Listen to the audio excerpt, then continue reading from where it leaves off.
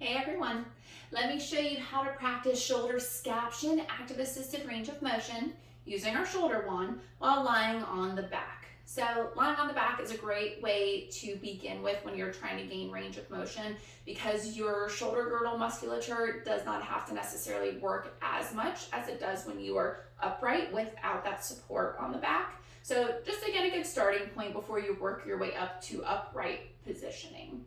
Now, scaption, as a review, is a diagonal that you'll normally do when you're reaching the arm overhead, about a 45-degree angle. It's kind of a middle point between shoulder flexion and shoulder abduction, okay? My side getting the help is going to hold on to the curved end of the wand. I'll demonstrate with my right side. We'll pretend that side is either injured, it's feeling weaker, or just tighter than my other one.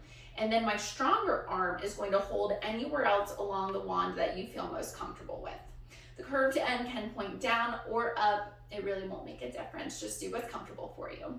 You can practice this on the floor, but if you're not quite comfortable getting up and down from the floor, the bed is a perfect substitute. It's okay if it's a softer surface. All right, I'm already here, so I'll show you on the floor, okay? So let's get on the back.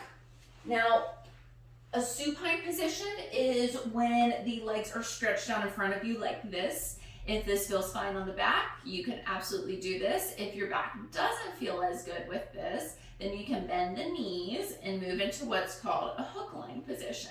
This feels better for me, so I'm going to go ahead and stay here, okay?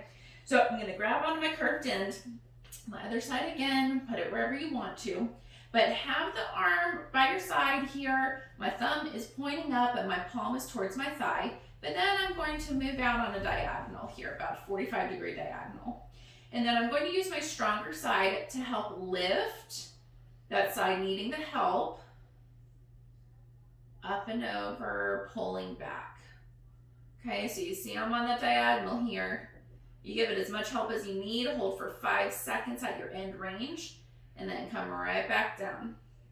All right. So again, I don't really care too much what your stronger side is doing. Okay. I just want to make sure you're getting good leverage to help the side needing the assistance while we keep neutral alignment on that side. Okay. You could, if it feels more comfortable, put that stronger arm on the opposite end completely. So both arms end up on a diagonal. That's fine. That's okay. Again, as long as you feel like you're able to help the side needing the assistance. So gradually push your range a little bit further back each time. Just make sure you are not having pain or increasing pain while you're doing this. Discomfort is okay. Just please don't force pain. You'll do about 10 repetitions, holding up to 5 seconds. And definitely do at least one full set if you can, but if you're feeling like you can go for a second round, definitely go for it after you rest for a little bit. Okay, so that's the diagonal there. Make sure the shoulders are squeezed down and back just to brace that shoulder girdle.